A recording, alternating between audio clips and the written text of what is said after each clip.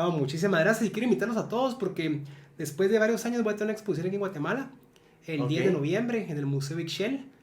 No he hecho todavía el lanzamiento oficial, pero aprovechando el espacio, claro, los invito a claro. todos para que nos acompañen a partir del 10 de noviembre.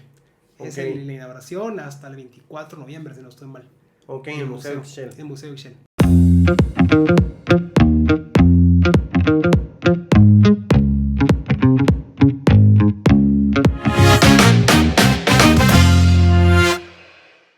Hola, hola, bienvenidos a Alma Artesana, les saluda Pablo Perdomo, su host, y el día de hoy tenemos a Cristian Escobar, alias Cris Papita, este artista que la está pegando en Guate, este artista hiperrealista que ustedes pueden encontrar su pasión y su disciplina en todas sus obras. La verdad, es un honor tenerte acá, Cris Papita. Men, ¿qué tal todo? Has estado en todos lados, desde la Bienal hasta en India, ¿no? Sí, sí, sí, pues mira, nos ha tocado también viajar ahorita bastante, pues con muchos proyectos, que la verdad que súper bendecido y agradecido con la vida, con tantas cosas que nos ha dado, así que contento. Oh, sí, la Bienal, qué honor. Sí, mira, la verdad es que sí es un sueño hecho realidad, poder estar ahí en ese evento tan maravilloso, tan importante y sobre todo representando a Guate, que para mí fue bueno, la verdad que es un sueño que he tenido ya más o menos como en 2017, que Ok. participé por primera vez, pero en un evento colateral, y dije, no, yo tengo que regresar otra vez y tengo que hacerlo por allá por Guate, y así que me moví como no te imaginas para poder hacer este sueño hecho realidad, así que por ahí estamos. Vos, pero no llevaste un cuadrito, llevaste casi una pared. Sí, sí, sí. Sí, es una obra tamaño mural que mide 7 metros de ancho por casi 3 metros de alto.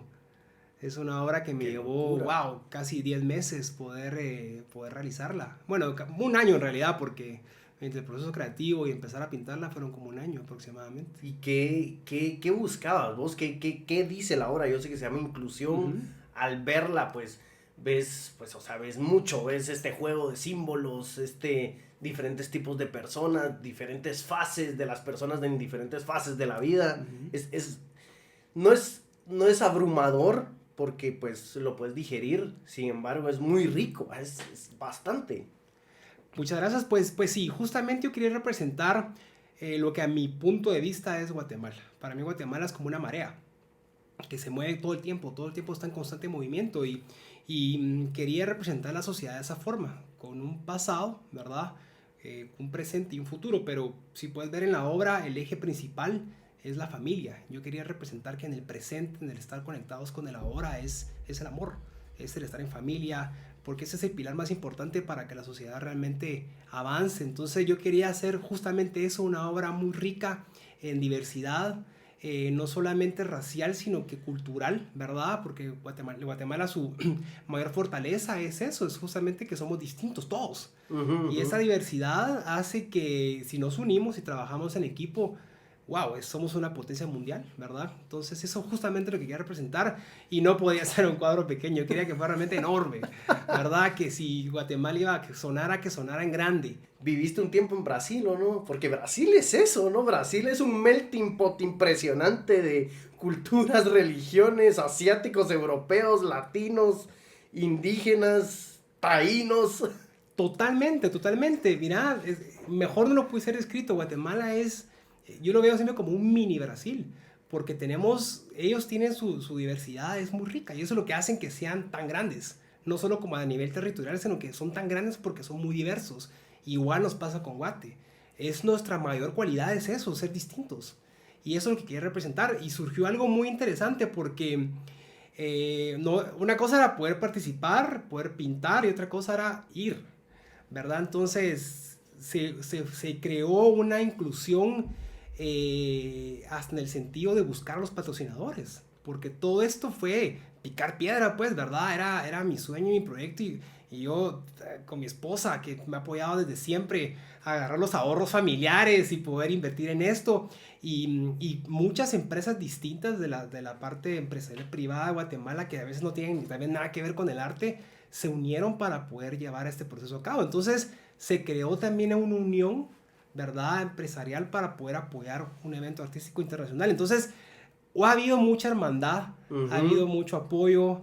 No es fácil, ¿verdad? No es nada fácil, es tocar muchas piedras, tocar muchas puertas, pero al final de cuentas es eso, abrir puertas, ¿verdad? Dejar ya un legado Sí. y que esto pues siga adelante, ¿verdad? Que siga el apoyo y que se sigan cosechando más oportunidades para Guatemala.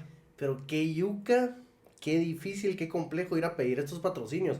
Te lo digo porque inclusive nosotros, que trabajamos con patrocinios, no podemos ofrecer, yo qué sé, en este tipo de proyectos millones de vistas y de tráfico y de visualización. Entonces a veces es mucho que te compren la idea conceptual, ¿no? Que te compren tu concepto, que te Sí, compren, total. mira, yo creo que tu empresa tiene ciertos valores que nosotros como artistas también tenemos. Claro, vas a tener, pues, va a estar ahí tu marca, pero sin embargo es que esté ahí la marca, pues impacta, pero es más que unas tu concepto, tu idea con el de esa empresa o el dueño de esa empresa o ese fundador.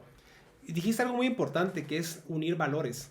Porque al final de cuentas eso es lo que es representar. Y este proyecto no es mío, o sea, no es Chispapita y ya, sino que es un pabellón nacional que está representado en este momento, está representado por mí, pero lo que quiero yo es que en las demás ocasiones vayan más artistas, ¿verdad? Que puedan, la oportunidad de que vayan más artistas a representar a Guatemala. Entonces, la forma como yo he ido empatando con estas empresas es justamente eso, ¿verdad?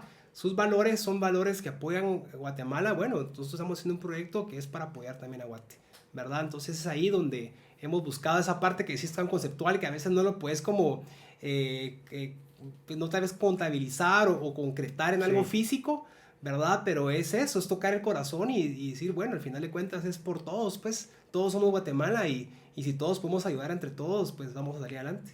Pero sos fuente de inspiración para muchos, men, porque te vemos, o al menos desde acá, desde mi equipo, no hablo solo por mí, sino que por todo el equipo atrás del Martesana, y decimos, Muchas gracias. bueno, Cris Papita tiene este background, pues muy diferente, sin embargo, buscó una carrera artística y de cierto modo está viviendo de ella y se está realizando en ella. Como que vos encendés esta chispa de que es posible. Y yo siento que a veces ese startazo no es por quitarle importancia y valor a tus obras, pero ese startazo que haces en otras personas pesa más, vos. Pesa mucho más. Es importante que vos también te des cuenta de eso. Que vos te des cuenta de eso porque a veces me estabas contando de tu rutina, que la vamos a hablar. Y a veces estás tan metido en tus obras y en que querés crear algo y tenés la idea y se te olvida lo que está impactando tus obras. O sea, es porque no lo puedes ver, porque es un impacto indirecto, pero hay un gran impacto ahí. Como a vos te impactó en su momento, por ejemplo, Chuck Close o Carballo, estos tipos que te impactaron y de cierto modo, pues vos estás traduciendo ese impacto a otras personas. Sí, pues mira, a veces si tienes razón, yo no me doy cuenta, te soy sincero, porque tal vez me he vuelto bastante encerrado en mi cueva, en mi burbuja, en mi estudio, y a veces como que no me percato mucho de las cosas que pasan a mi alrededor. Pero pues te digo, o sea, si realmente con mi obra puedo por lo menos a una persona poder pues darle esta parte de mi corazón, yo Sí. más que feliz de poder hacerlo. Pues lo haces y andate de alma artesana hoy pensando en que lo haces, brother. Va. Ahora, hablando un poquito de empezar, hablábamos detrás de cámara que lo más importante es siempre pues lo que quieres decir, ¿no? El mensaje atrás, la conceptualización, la filosofía atrás de la obra. ¿Cómo empieza ese proceso creativo? ¿Cómo si empieza en conceptualización, luego bosquejos, luego inspiración y luego empezás a plasmar y escupir? Háblame un poco de ese tren de pensamiento. Sí, claro. Mira, me encanta la historia y me encanta mucho la filosofía como tal. Entonces, leo mucho y trato de estudiar bastante, pero como te contaba, lo hago para mí, o sea, lo hago para ir yo aprendiendo y para irme pues tratando de enriquecer un poco más en temas eh, literarios y me gusta mucho aprender, entonces trato también de esa parte espiritual, irla metiendo, ¿verdad? Esas filosofías espirituales me gusta ir metiendo en mi día a día, entonces cada obra que yo hago representa algo de mi vida en ese momento, o algo que quiero representar. Entonces lo que hago es que de repente, pues tal vez estoy estudiando algo, estoy leyendo algo y de repente me hace mucho eco con algo que está pasando en mi vida en ese momento y no sé cómo explicártelo, pero solo como que te baja así la información y eso dices, esto es lo que quiero hacer. O sea, es como un cabal, es como un estartazo, pero solo es como un, no sé, es un flujo de información que te llega y veo, visualizo la imagen, ya veo la obra tal y como la quiero. Entonces ya que tengo ese concepto y me emociona porque digo, o sea, no es como que me puse a pensar ahora qué hago, sino que de repente, ¡boom!, te cae. Ajá. Y cuando pasa eso, lo que hago es que lo escribo, ¿verdad? Escribo pocas líneas, muy, breve lo que quiero hacer para que no se pierda la idea. Y ya lo empiezo a escribir mis sketches, ya que tengo mi sketch, ya empieza el proceso de buscar a la persona que pueda representar esa obra, porque yo lo veo como que fuera una obra de teatro, porque al final de cuentas yo hago una representación de una representación. Sí. Entonces me gusta que el personaje que yo escojo se meta en el papel, ¿verdad? Y poder transmitir ese sentimiento, ¿verdad? Que al final, como te comentaba, lo hago porque a mí me gusta. O sea, yo pinto algo que a mí me encanta y que quiero transmitir, tal vez para mí mismo, Ajá. ese mensaje, ¿verdad? Y te digo, así es más o menos cómo funciona, pero es eso, que de repente solo me baja la información y le trato Pero de lo utilizar. importante es capturarla en papel, ¿no? Sí, total. Porque como vos decías, no estás inspirado todo el tiempo. No. Estás en modo disciplina y rutina. Ajá. ¿Y cómo es la frase de Picasso que mencionaste? Que la inspiración te encuentre trabajando. Bueno, sí, ahí pues ya se activan Y a otras veces pasa, cosas. y me pasa que a veces no tengo ganas de pintar, o sea, sucede pues. Pero voy al estudio y me pongo mi uniforme de trabajo porque yo salgo de mi casa como que si fuera una reunión. Ajá. Me arreglo y todo. Y eso solo para manejar. Llego al estudio y me pongo todo, mis trajes todos chorreados y todo lo demás. Pero es parte de entrar en el papel, es parte de la rutina. De poder cambiar de personaje. Decir, bueno, o sea, estás siendo papá, padre de familia y demás, pero ahorita ya sos el artista. Tienes que estar enfocado, ¿verdad? Pero sos como sí, pero no solo sos el artista, no sos este artista pues trabajador, este artista disciplinado, Uh-huh. porque muchos artistas son muy buenos, pero se desperdician en la inspiración, ¿me entendés? Uh-huh. Es como, bueno, yo voy a pintar y voy a escribir una obra y voy a escribir un guión y voy a hacer un video, ¿cuándo me llegue la inspiración? Uh-huh. Y es como, pero ¿cuándo te va a llegar? ¿Cómo lo puedes encapsular? Te puede llegar y estar inspirado 10 minutos. O sea, tiene que haber algo que se active. Una disciplina, un objetivo. Uh-huh. Yo creo que vos siempre has sido muy disciplinado, ¿no? Pues trato de hacerlo porque es la única forma de lograr las cosas, como lo que hablábamos, a veces no todo el tiempo estás con ganas de hacerlo, pero lo que hago es que me pongo a pintar, o sea, me pongo a dibujar, me pongo a hacer cualquier cosa, me pongo a leer y de repente, ¡pum!, de repente o tal vez llegué a las 8 de la mañana, 9 de la mañana al estudio y ese kick así de inspiración me llega a las 4 de la tarde. Y ese es el momento que de repente digo, wow, esto es, pero ya estuve durante de 9 a 4 haciendo algo más que tiene que ver con el trabajo que estoy haciendo. Entonces, es eso, te va a llegar, pero te va a llegar si pones de tu parte. Pero ¿no ¿verdad? crees que esa disciplina tiene un montón de su raíz de que antes de los 35 años eras odontólogo? Uh-huh. Pero eras un odontólogo, claro, que practicaba su profesión, pero además hacías deporte, estabas activo en el área cultural, eras surfer, o sea, había todo esto alrededor tuyo Uh-huh. que pues no se puede lograr si no sos disciplinado, ¿ven? Totalmente. Hay que ser disciplinado. La disciplina y la pasión tienen que ir de la mano. Porque la pasión es lo que te mueve a ser disciplinado.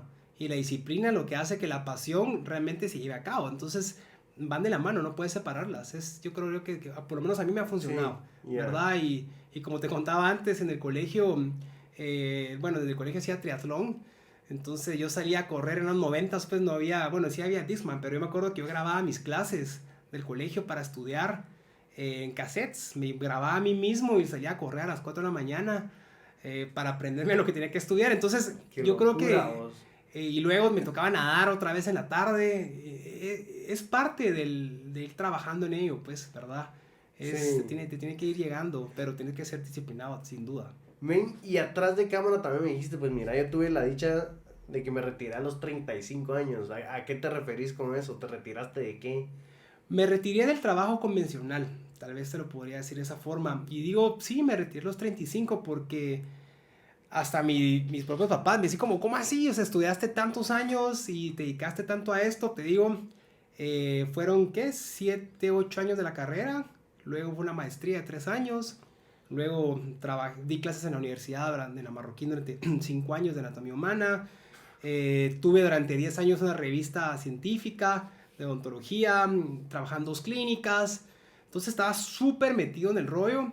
Qué locura. Y estaba siempre el arte. Yo siempre, te digo, yo sentía que tenía muchas caras. La cara del profesor, la cara de la clínica, la cara de la otra clínica, la cara de la revista. Yo era desde que hacía la limpieza hasta el director de la revista. Y como que yo sentía que cuando pintaba era mi verdadera cara. Entonces, cuando yo tomé la decisión de dejarlo todo, era porque fue con mi primera expo. Yo, imagínate, con todo eso, más pintar para una exposición. Entonces, yo no dormía en esa época. Había adelgazado como 50 libras y estaba así súper dedicado. Como me gusta ser disciplinado, como decía, yo no puedo dejar esto, no me puedo dejar de no hacerlo. Y cuando fue el día de mi expo, dije, yo aquí voy a tomar una decisión. O continúo con lo que estoy haciendo. Sí. Pues me gusta y me va bien y pues la verdad que ha sido a base de mucho esfuerzo y me gusta lo que hago, o lo dejo todo para dedicarme al arte. Es un salto de fe. Y ese día me sentí tan yo que dije, lo dejo todo para ser artista. Entonces te digo, ahí sentí que me retiré, ¿verdad? Y me dediqué, como te digo, un salto de fe, solo confiando en que va a funcionar. En que va a funcionar. O sea, nunca he tenido miedo ni duda que no va a funcionar. Siempre va a funcionar. Siempre va a funcionar si uno realmente quiere que funcione, pues. Porque cuando uno tiene esa convicción de que sabes que las cosas realmente van a funcionar, todo alrededor conspira para que sí suceda. Porque si uno no tiene confianza en uno mismo, ¿por qué puedo pretender que alguien más tenga confianza en mí? Totalmente. ¿Verdad? Entonces, y no te lo digo en tono de soberbia ni mucho menos, sino que es que realmente si uno está... Yo siempre he pensado que es un trabajo en equipo, ¿verdad? Pero ese trabajo en equipo empieza cuando uno pone su granito de arena a nivel individual de decir, esto es lo que quiero hacer, yo creo en esto, ¿verdad? Entonces, ahí es cuando empiezas a recibir apoyo, ¿verdad? Te digo, o sea, yo puedo pasar 10, 12 horas pintando en mi estudio, pero yo no podría, pero no estoy solo. Tengo a mi familia que me apoya, que me quiere. Tengo a mis amigos que también me apoyan, a los coleccionistas, a los galeristas. O sea, es un trabajo en equipo todo el tiempo y por eso uno tiene que ser agradecido con ello. Sí. Porque no estamos solos en este mundo, ¿verdad? Totalmente. Pero ese apoyo comienza si uno pone su primer granito de arena, ¿verdad? Que es el saltar con fe. Con fe. Sí. Me parece interesante. Ahorita, pues, que la volvés a mencionar, la palabra fe. Hablaste salto de fe, con fe. Es interesante hablar de tu proceso. No sé si hablarle del proceso de venta o el proceso de cuando pues vendes una de tus obras. ¿Y por qué lo vinculo con la palabra fe? Porque el cliente hace un salto de fe. Tú vienes, como me comentabas, y tienes un concepto, una filosofía, y le dices al cliente o a la persona que va a comprar la obra, ¿qué estás pensando? ¿Qué estás sintiendo? Sin embargo, el cliente aún no sabe cómo se va a ver. Vos solo le transmitís un pensamiento, una sensación, una emoción. Contá un poco de ese rollo. Sí, pues sí, totalmente es un salto de fe como tal. Cuando un coleccionista quiere una obra mía, funciona de dos formas. Una, pues que yo tengo una obra disponible y le gusta y la quiere comprar, excelente. Pero generalmente el coleccionista lo que hace es que reserva una obra que viene a futuro, ¿verdad? Entonces yo lo que hago es que parte del trato es que yo tengo 100% libertad de pintar lo que a mí me inspira, porque eso es parte de... Al final es una catarsis diaria, ¿verdad? Entonces le digo, bueno, pienso pintar esta obra o estas 2 o 3 obras, las pienso hacer sí o sí en un futuro próximo. Entonces les cuento la filosofía, el concepto. Nunca hablo de la estética del cuadro, jamás, ni cómo se va a ver, solo hablo nada más del concepto filosófico y cuál es el sentimiento que hay de por medio, porque a mí al final lo que me interesa es que creamos un vínculo entre los dos, ¿verdad? Al final es una triada, está la obra de arte como tal, está el espectador y está el artista, pero sin estas tres no hay un vínculo real como para llamarlo arte, por así decirlo. Entonces, a mí sí me interesa mucho que esa obra, que es el tercer pilar, vaya vinculada sentimentalmente, espiritualmente, filosóficamente entre el espectador, que es el coleccionista, y yo, que soy el artista. Entonces, yo siempre les hablo del concepto, les hablo de la filosofía, Sí. y que creamos ese vínculo. Y si no es para la persona, no es para la persona, no pasa nada, ¿verdad? Pero me interesa más que haya esa conexión para cuando vean la obra estéticamente ya pintada, Ujú. ya sea solo como una representación de una idea que ya aman. Y eso para mí es mucho más importante porque es un pedazo de mi corazón, es un Sí, pedazo de mi ok. alma. Y cuando yo entrego una obra, imagínate, me tardo como un mes, mes y medio pintar una obra tamaño normal. Y cuando la entrego, es una cosa espantosa porque siento que es un pedazo de mi ser que estoy dando, Es un ¿verdad? divorcio, es un luto. Es un luto y me pasa que paso como, antes me pasaba, que pasaba como una semana en la cual yo no podía, estaba como, no sabía qué hacer, pues, ¿verdad? Qué Y me acuerdo complejo. una vez que mi esposa sí me acompaña a estas despedidas, porque así le llamamos, son despedidas, cuando Ajá. entrego una obra y es la bienvenida a la nueva familia que la tiene, pero eh, me acuerdo que después me quedé solo con ella y me puse a llorar de que había Claro. dejado ir esa obra, ¿verdad? Y es eso. Entonces, volviendo al tema, a la pregunta, sí, es poder conectar primero, antes de la parte visual estética, ¿verdad? Y si conectamos, excelente. Esa es la finalidad, ¿verdad? Es que ¿cuánto te tardas en hacer una obra, más o menos? Generalmente me tardo como un mes de una obra de un formato de 1 metro por 1 metro, 1 metro y 20, más o menos por ahí. Es que imagínate, pasas con esa obra, no sé, como un poquito más de 200 horas.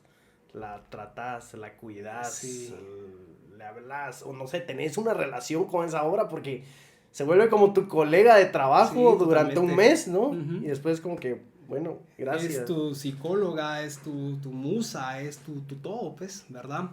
Imagínate, a veces paso hasta 12, 14 horas ahí sentado pintando la obra y como mi técnica es de mucho detalle, entonces es con mucha delicadeza, yo le digo buenos días y buenas noches cada vez que me voy, Ajá. cada vez que me voy, porque se vuelve parte de tu ser, ¿verdad? Es un reflejo de lo que estás sintiendo. Lo que hablábamos, que no puedes vincular al artista con la obra, es parte del todo. Es que Cris Papita se vuelve este vehículo, ¿no? O sea, vos estás como que recibiendo inspiración, motivación, y este tipo de influencias atrás pasan a través tuyo y pues lo plasmas donde está la artesanía y la esencia es porque pues pasan a través tuyo, ¿no? Pero no quiere decir de que sea, no sé cómo decirlo, como que la obra nunca es tuya. Te entiendo completamente. Yo así es como me siento, nada más como una herramienta del universo, si quieres verlo así, ¿verdad? Que fluye a través mío y yo lo que hago nada más es plasmarlo, porque al final, como te digo, a mí me baja esta información y digo, no, es que es esto. Y veo la imagen y yo ya, o sea, en el momento que me bajó, yo ya vi la obra pintada. Ya está hecha, pues, ya mi cabeza ya está, ya en un futuro ya hay una dimensión paralela, alterna, en la cual ya esa obra ya existe. Entonces yo lo Sí. que hago nada más es que llegar a eso, a ese punto, pues, pero la obra ya está. Entonces yo te digo, cabal, o sea, justamente lo que decís, yo solo me considero un instrumento, nada más. Sí, sí, sí. Qué bueno que conectamos en ese sentir, porque sí, lo he pensado mucho. Ayer estuve viendo, me pasé un gran rato viendo las obras de Chuck Close y de Caravaggio, estos dos en específico, Uh porque -huh, los mencionaste en una entrevista, uh -huh. y se ve la gran influencia, ¿no? El claroscuro de Caravaggio, el hiperrealismo de Chuck Close, estas fotografías de Chuck, ¿no? Que se puede ver ese impacto en tus obras, porque se siente que se sale el personaje, Uh ¿no? Que -huh. se sale del cuadro. Háblame un poco de ellos dos. Mira, empecemos por Caravaggio, que es pues el más antiguo y el que creó un movimiento, que es el movimiento del claroscuro, ¿verdad? A mí me encanta Caravaggio porque en esa época él era un rebelde. O sea, como personaje tal vez hasta te hubiera caído mal porque era así como todo pendenciero, pero al final pues era un rebelde. Y él se hizo muy famoso en esa época, ¿verdad? Le encomendaba muchas obras religiosas, pero él en sus obras colocaba, por ejemplo, si era representar a los niños divinos, él tomaba niños de la calle y esos eran sus modelos, ¿verdad? Okay. O sea, él jugaba con esta dualidad entre la vida social dura, ¿verdad? De esa época, con la divinidad. Entonces él, y lo representó muy bien, no solamente en los personajes, sino cómo él usaba la luz, cómo él representaba ese dramatismo a través de la luz. Y eso a mí me inspiró muchísimo porque me gusta a mí jugar con esas dualidades, ¿verdad? La dualidad de la vida, de la luz y la oscuridad, de la vida, de la muerte, ¿verdad? Lo que hablamos también con respecto a ese tema. Y me encantó, bueno, y a pesar de que, bueno, yo en mi maestría hice una investigación sobre la influencia de la luz en la selección de los colores, pero a nivel odontología, en estética. Ajá. Pero cuando me metí a estudiar esto a nivel científico, dije, "Ugh, esto de la luz es todo, todo, nuestra visión del mundo literal, la forma como vemos las cosas a nivel espiritual, o sea, la luz es todo, esa onda electromagnética es todo lo que hace que nuestra realidad sea lo que es. Entonces me abrió las puertas a una visión tal vez más como metafísica, ¿verdad? Entonces utilizo estos conceptos y unido a lo que Caravaggio quería representar como ese drama, ¿verdad? El drama de la vida, Sí. que no tiene que ser negativa. El drama es importante para que desarrollemos nuestras capacidades. Y esa es una, y Chuck Close me encantó porque él también creó un movimiento. En la época que él empezó, él no sabía que pintaba el hiperrealismo, o sea, el hiperrealismo no existía. Ya. Entonces él en esa época, cuando se graduó de la escuela de arte, él le dijo a su profesor, yo quiero pintar de este tipo. Le dijeron, no, nada que ver, no vas a vender ni un cuadro. Pues, o sea, en esa época era todo era como todo conceptual y abstracto y demás. En los 70s él dijo, no, yo lo voy a lograr. Y de repente su primera obra es un retrato de él gigantesco, hiperrealista, porque él simplemente no sabía que era hiperrealismo, él simplemente lo hizo tan real que creó el movimiento del hiperrealismo, ¿verdad? Y algo que me encantó de él es que él nunca pintó, o sea, pensarías que son personas que le pedían fotos o obras a él, pero no fue así. Él siempre pintó a quien quiso, ¿verdad? Eso me gustó mucho porque él tenía mucha libertad. Luego él tuvo un accidente de cerebrovascular, tuvo un derrame, y eso hizo que cambiara su forma de pintar. Ya no podía pintar a detalle, sino que luego desarrolló una técnica en la cual él se colocaba un pincel en las manos, Sí. y pintaba como que fuera por píxeles, y desarrolló otra técnica maravillosa. Y lo más importante de él era su positivismo, la forma como miraba el mundo, a pesar de que de repente, imagínate, estás así y media hora más tarde estás parapléjico. Sí. Entonces le cambió la vida de una forma muy drástica, pero él nunca lo vio como una adversidad negativa, sino que todo lo contrario, utilizó esa adversidad para ser mejor artista, mejor ser humano. Y eso para mí, como mentor, me inspiró de una manera tremenda. ¿Y lo conociste? Sí, lo conocí, Okay. tuve varias oportunidades inclusive le hice un homenaje para su cumpleaños número 79. Qué increíble. Tuve una linda relación ahí al final de su vida porque cabal él falleció hace, el año pasado. Cris Papita, la verdad que me quedo con eso, men. Gracias por estar acá. Nosotros somos fans, nos gusta lo que haces, nos gusta tu concepto, nos gusta tu filosofía. Y te alentamos a que sigas, que esa rutina de 4 de la mañana, que la sigas metiendo, porque seguro estás creando muchos y pues estamos emocionados de ver qué está saliendo por ahí. No, muchísimas gracias y quiero invitarlos a todos porque después de varios años voy a tener una exposición aquí en Guatemala, el 10 de noviembre en el Museo Ixchel. No he hecho todavía el lanzamiento oficial, pero aprovechando el espacio, los invito a todos para que nos acompañen a partir del 10 de noviembre. Es la inauguración hasta el 24 de noviembre, si no estoy mal. Ok, en el Museo Ixchel. El Museo Ixchel. Excelente. Ahí lo vamos a anotar, brother. ¿Y dónde te podemos seguir? Los artesanos que nos están viendo, tus redes. Sí, mi redes es Cris Papita, tal y como es, con CH, ¿verdad? Okay. Y ahí está, en mi Instagram está mi página web y todo lo demás. Virgo, pues Cris Papita, un honor, men. Muchas gracias. Pablo, igualmente. Muchas gracias por invitarme. Un placer, brother. Esto fue Alma Artesana con Cris Papita Escobar. No se lo pierdan. Estamos en todas las redes bajo Alma Artesana GT y en YouTube bajo Alma Artesana y en todas sus plataformas de podcast. Muchas gracias por sintonizar y hasta la próxima. Bye.